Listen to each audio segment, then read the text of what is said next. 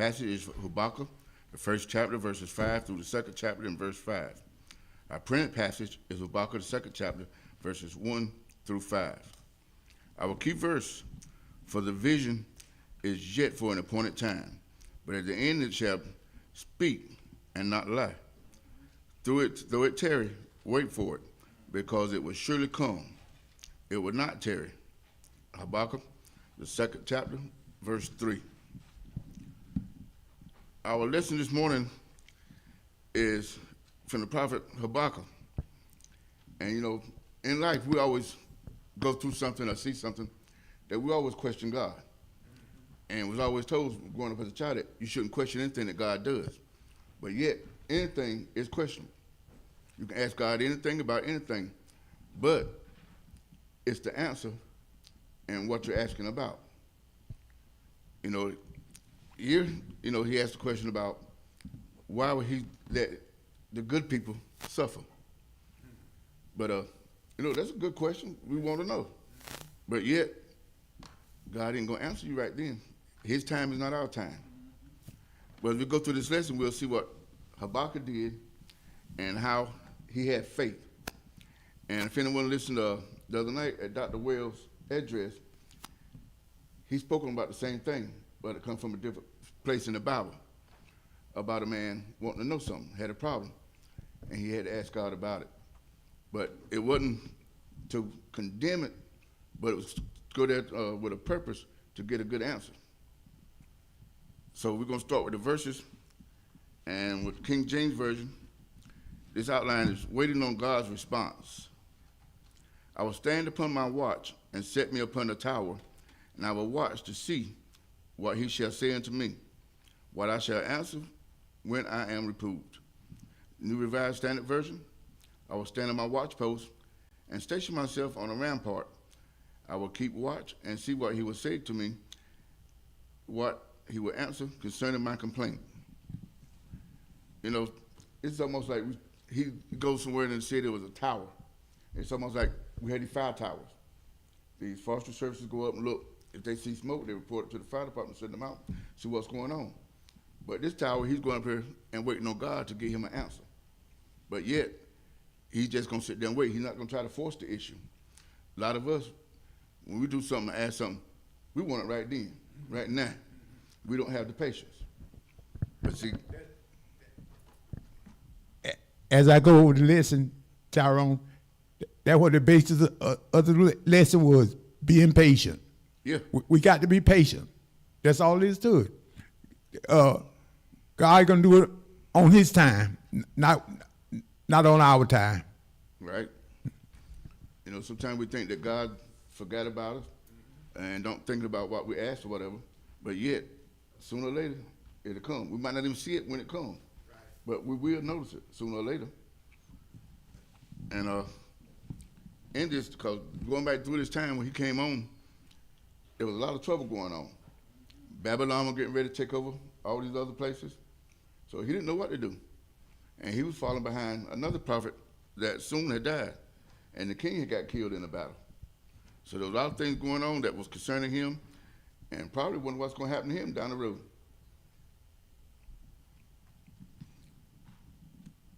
And this all, it's got the dates and timelines that you look in your book. This was before Daniel was taken into captivity, and Babylon overthrew Egypt and Assyria. This was like 605 BC, and Zebediah became king in 597 BC. So every time something happened, they started going back in time and showing us when it did happen. So it took a period of years for this to, come about. So, he had this question probably for a long time in his head, but didn't know how to ask or really who to ask. But finally he sat down and going to ask God about it. So it's just like us sometimes. We have to sit down and ask. We may get an answer right then, but like those folks used to say, no matter what you do, what you ask God, even if he's not there at your time, he's right on time. And that's one thing we have to look. If you look the whole quarter in our Sunday school book, this whole time, we're talking about faith. Everything in it is faith. And it goes from one story to the next, right coinciding with the other. Any comments? It was This was testing Habakkuk. God had set him up to be the watchman, right? Before they went into Babylon, because Nebuchadnezzar came and captured Judah, right? But he was a watchman. So, and also, God chose him to be the prophet, to be the watchman. And what was going to be foretell. It was before, when he asked God, before they went into Babylon. Yeah, everything that the prophets did, it wasn't something that happened, but it was something that was going to happen. And this refers to, like here with Daniel, and like last week's lesson, all that happened, Daniel he was a prisoner. But yet, he got along with the king and stuff, and that made him a high up position. And at the end, when they saw him out the window. Now, he could have did like we do. We could have went somewhere here to ourselves, like say in your little secret closet. But Daniel would go to the window, open up the window. And somebody going to come by and see him up there praying. So, he was bold in his own way, but he didn't raise a whole lot of sand about it. And then when they caught him, he refused to do what the king wanted to do, because we only got one king. So he just did what God wanted him to do. And when they put him in that line then, just like the Hebrew boys, when they threw 3 in, when they looked, there were 4 in there. So God was in the fire with them. And you get close to fire, it'll send your hair and everything. They didn't have a mark on them. God has a appointed time. You're right. And we can't rush it. Mm-mm. And see, even with Daniel, a big line, it supposed to snap you up right then, because they're heavy. But when they opened up and looked in there with Daniel didn't laying on the line. And every time each one of those happened, that king that was so bad worshiped Daniel's king. The Hebrew boys worshiped their king, because that's the only true God. God put stuff in front of people to show them who he is. Not necessarily about what he's about, but he shows you things that he can do and will do. Any other comments?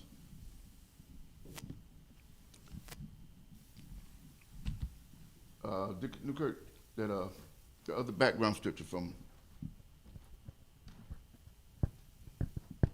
It's on page 455 in the Bible. 455. it's the red Bibles that you have out there. 455. I'm sorry. I'm looking at the wrong one. I'm sorry. Looking at the other H. It's Habakkuk today. It's 453. 453. I was looking at Haggai. 453 in the red Bibles. Sorry about that. Could you read a couple of those for me, please?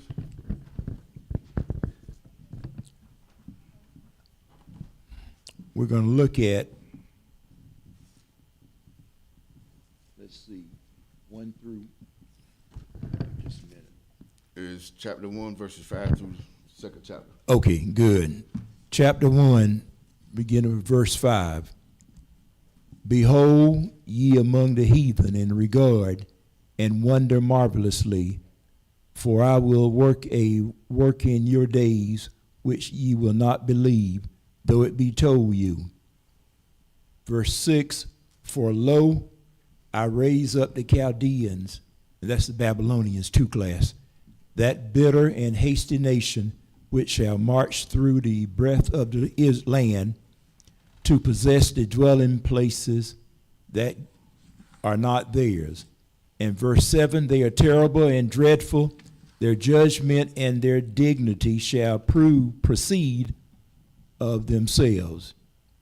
Verse 8, their horses also are swifter than the leopards, and are more fierce than the evening wolves. And their horsemen shall spread themselves, and their horsemen shall come from far.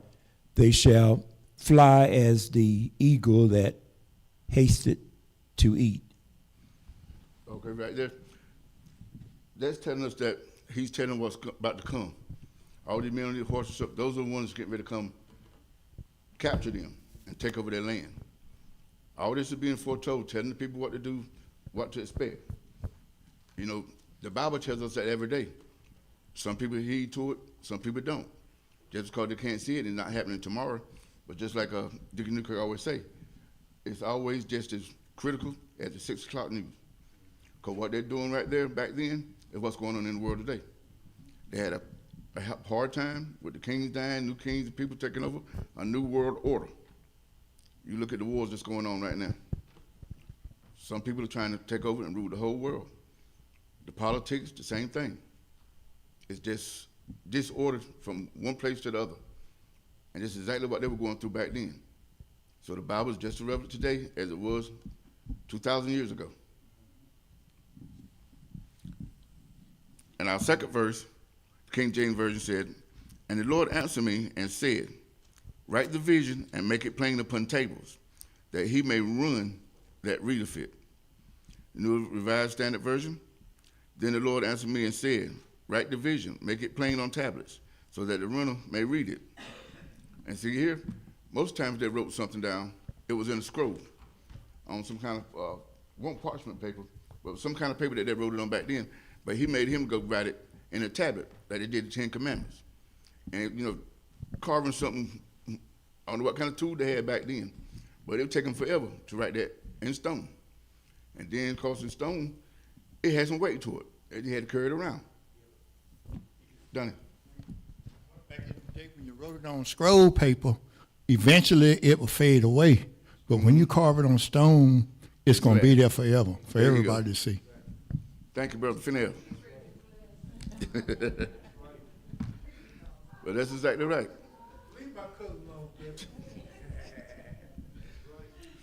But that's the way things are now. Only thing that we have seen in cloth and stuff that did not go away was like the cloth that came out the burial chamber of Christ. It still had an image on it, and they still got it today. As they examine it and try to figure out this and that. But it's not for them to figure out God. What God wants us to know, he'll let us know when he's ready. But everything else, just like the 10 Commandments, you know,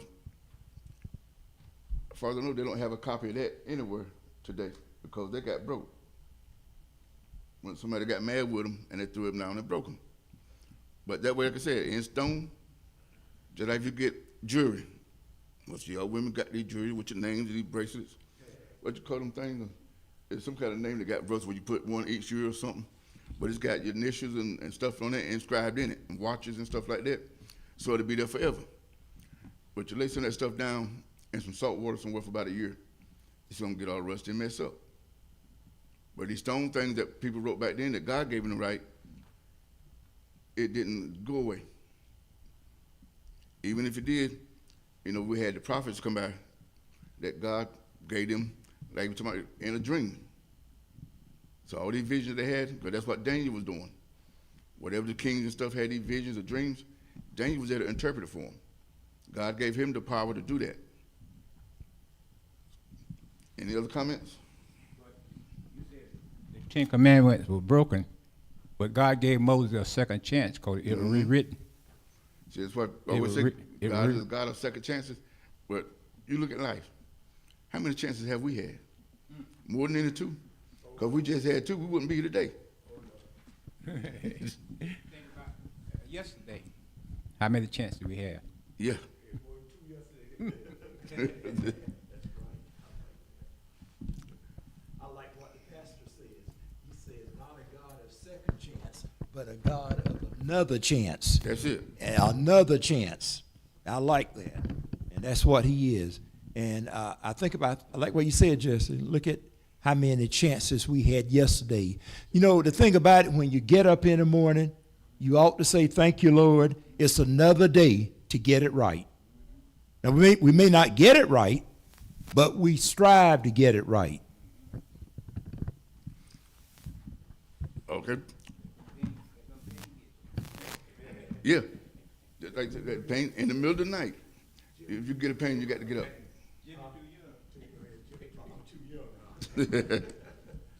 But yet, like some people say that, you know, they don't have no problems with no aches and pains and stuff like that. Well, I say aches and pains let you know you're still alive.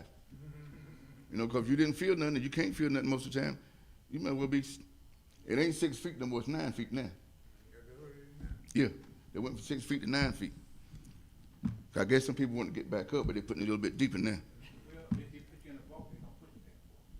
Well, they don't put the vaults. You can't see the vaults on top of the ground no more, so they had to go down a little bit further. But you know, all these people you see with all these designs and names and stuff on the vaults that's gonna be in the dirt, I don't see it. Because only thing that matters when you go down that way is what your heart and what you do for God. If it's gonna be there for you can get back up the day of resurrection when we get ready to go up to heaven, if we get there. Any other comments?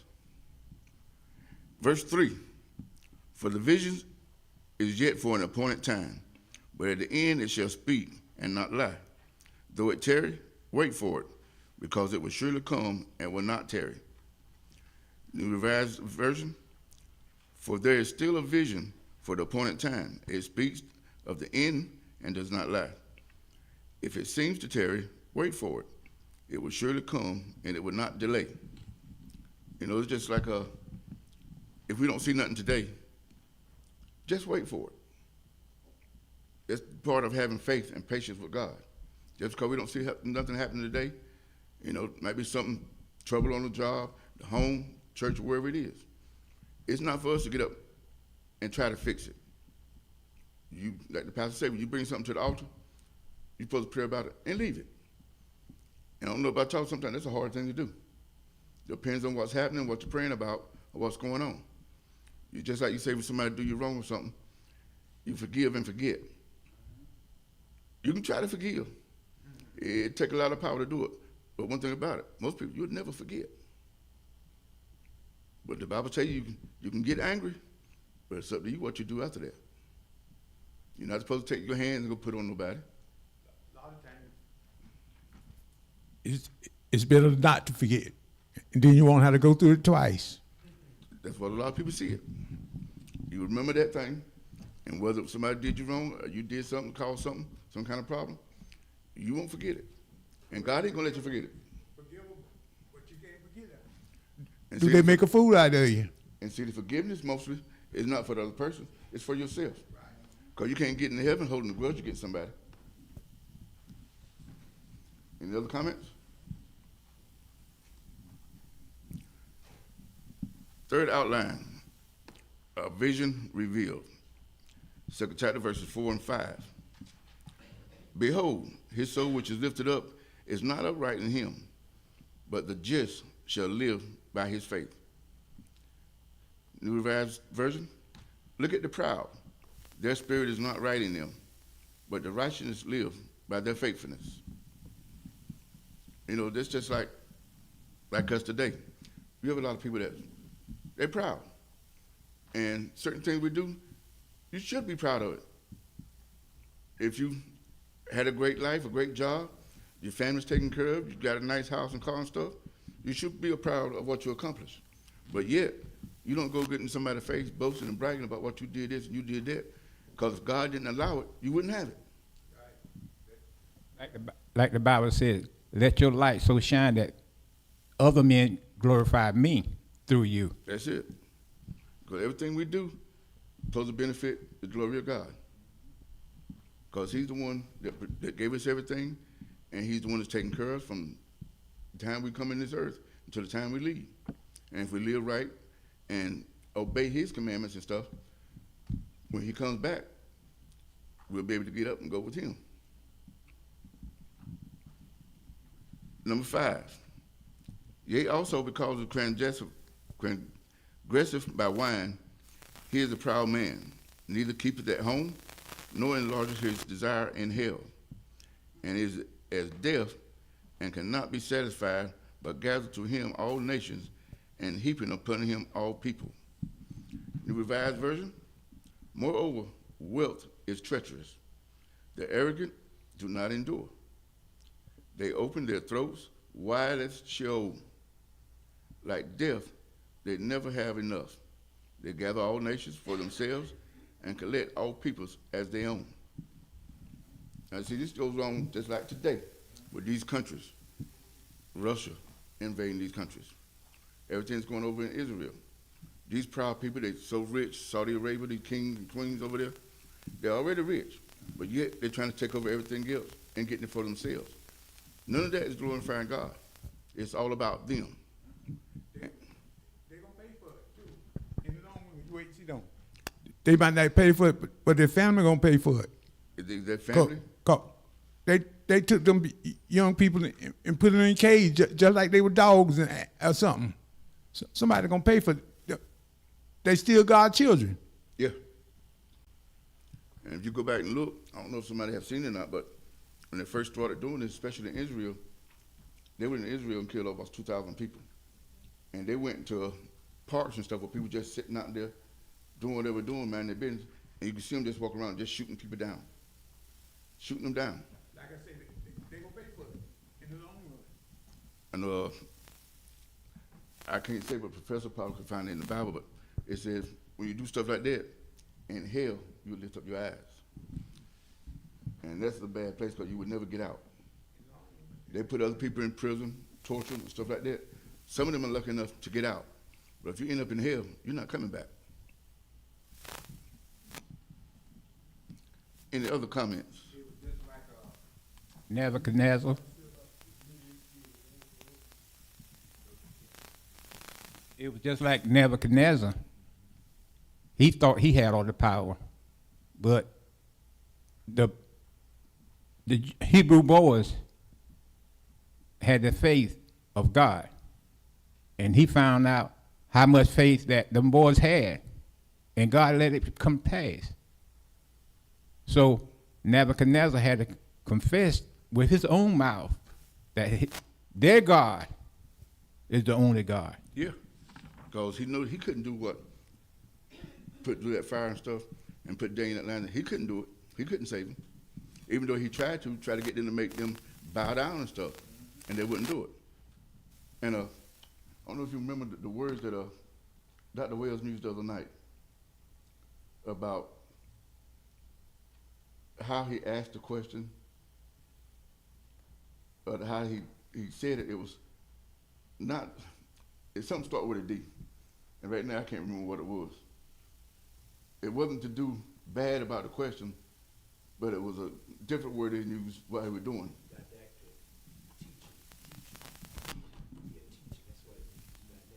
Yeah, okay. I had another birthday yesterday, so I'm having a senior moment.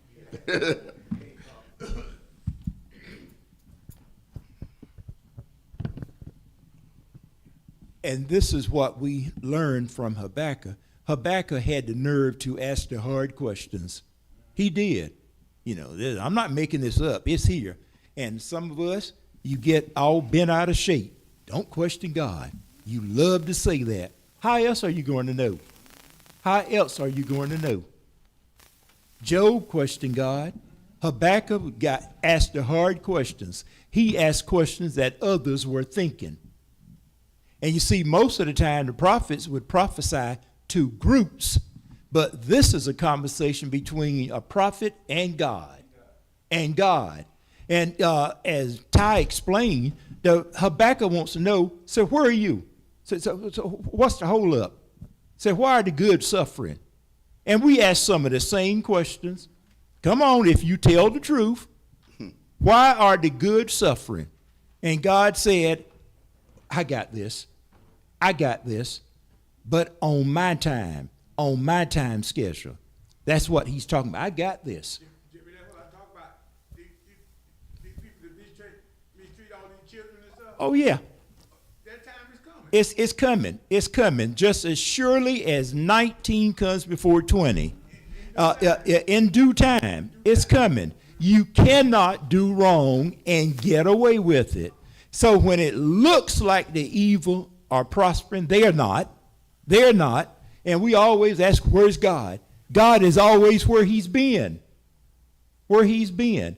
And so Habakkuk just stepped out and he asked the questions that others were thinking. And so when God got through answering him, if you look at, again, on page 453, verse 20, chapter 2, verse 20. This is a verse that we use a great deal, and I had forgotten where it was located, so now I know. But it's on page 453, chapter 2, verse 20. When God got through with him, what does God say? But the Lord is in his holy temple. Let all the earth do what? Keep silence before him. How many times have we said that? How many times have we said that? Let all the earth keep silence before him. We got to understand, church, that nothing takes God by surprise. Nothing takes him by surprise. It takes us by surprise on a daily basis. He already got a plan. He has a plan. And just as you said, Oogie, these children suffering and dying and shooting them down like dogs and cats, Somebody gonna pay for it. you got to pay for it. In the long run, it might not be you. Yeah. It might be your grandchildren. Somebody will pay for it. And so one way or the other, if you do wrong, sooner or later, it will catch up with you. As you said, Oogie, it may not be you. It could be your children, your grandchildren, extended family members. It will come back. Just as surely as 19 comes before 20, it will come back. Jimmy, I believe that. See, I adopted a child when she was 12 years old. Yeah. Her mama died of breast cancer, and didn't nobody want her. So I took her home with me. And since then, my grandchildren ain't had no problem. One of them got about $200,000 for a scholarship to go to college. I believe all this is because I adopted this girl. Nobody wanted her. Well, that's why we have to keep in mind it all belongs to the Lord. We're just stewards. That's all we are. We're just stewards. If I'm not mistaken, Tyrone, I'm not trying to take this. I forgot just so fast, Tyrone. Well, what happened? God built up another country to take over these people that were doing wrong in this lesson. Yeah, yeah. Okay. And see, like before, like what I believe Daniel was like 80 years old, and that's not how long, how many years he had stayed in captivity. And it's not like something they do today, and everything is all right the next day.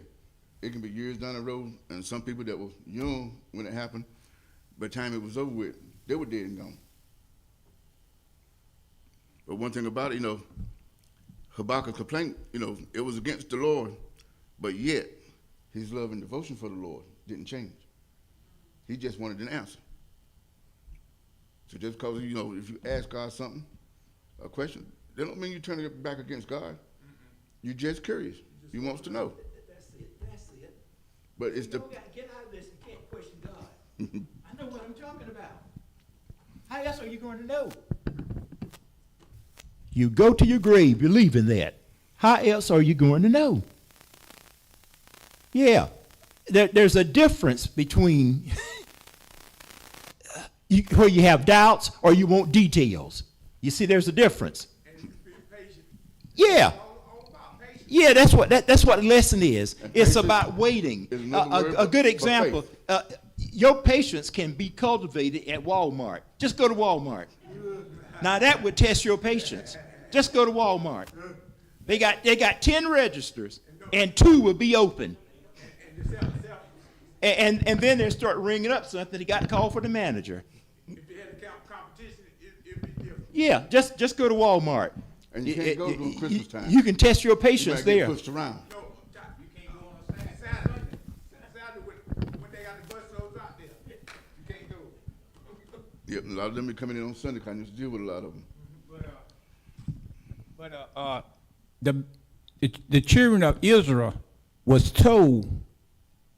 foretold how long they would be in captivity. God told them. And you're going back to Jonah. Jonah questioned God through his action too. But he was proven wrong. He proven that God when he got there and he preached, but he found out, he answered God, say, I knew you were going to save him.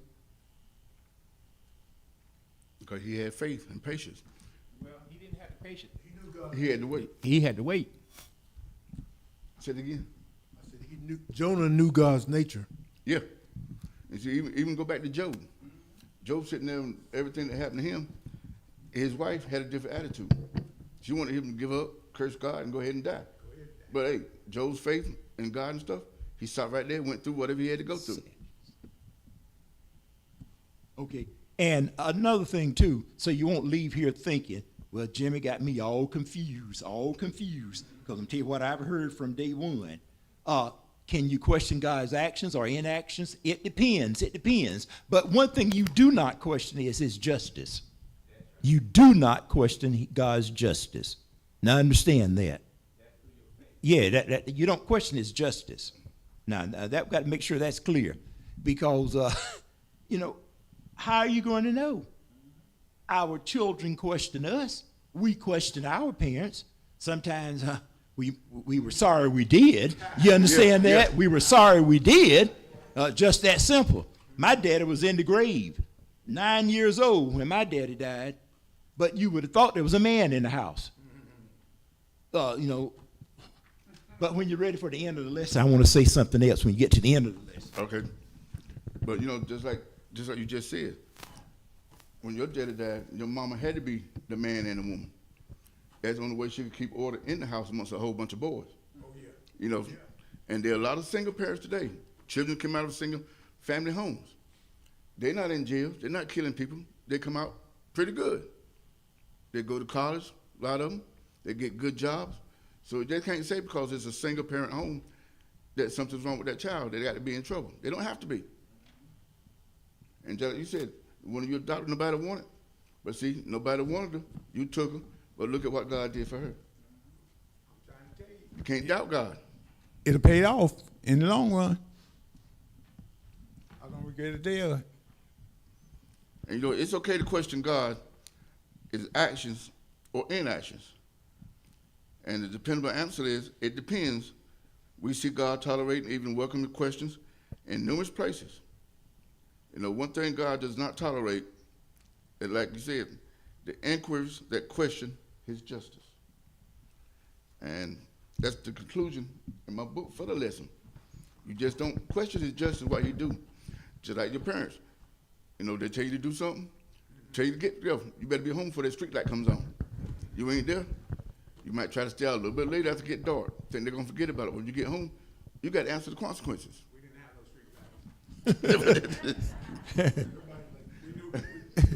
street lights. You were in the country, but. Okay. All right. The last thing, again, in your Bibles on 453, if you don't mind, if y'all will humor me a bit. Verse 17 in chapter 3. It's the last verse on page 453, or either your devices. Now, let me explain something very quickly. I'm going to give you an outline right fast. Not my lesson, but in chapters 1 and 2, we have questions. Habakkuk is questioning God. It's going back and forth, back and forth. So Habakkuk says in chapter 1, why are you ignoring the suffering? Why are you ignoring the good people? Why? And then God answers him, you hold on. I know what I'm doing. In my time, I'll take care of it. Then finally, in chapter 3, Habakkuk gives a long prayer. And these are some of the most beautiful verses in the Bible. He gives that long prayer because God has put Habakkuk in his place. You understand? Now go down to the bottom of page 453, verse 17. I love this.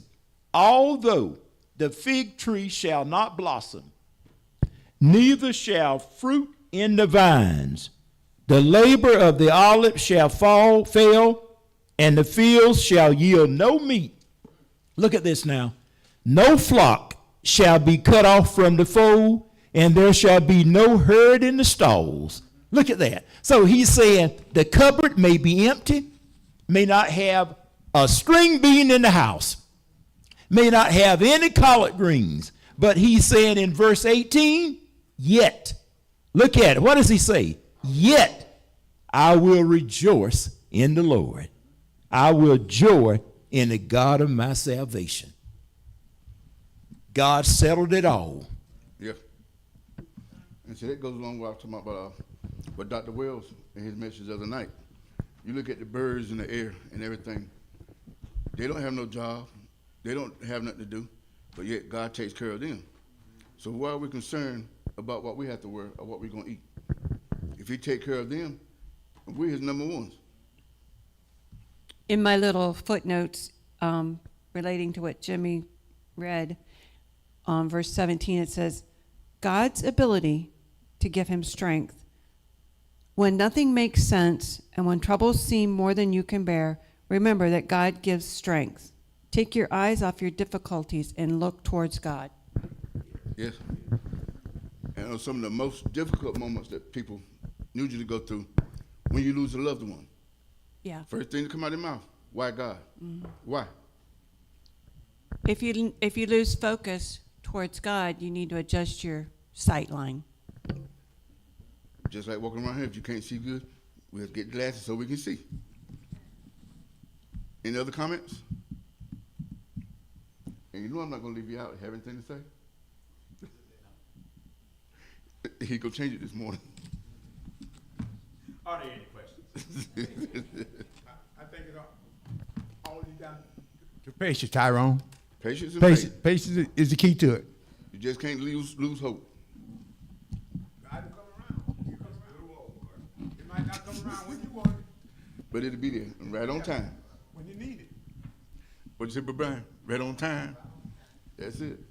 I want to thank you for your attention, and that's all I have this morning.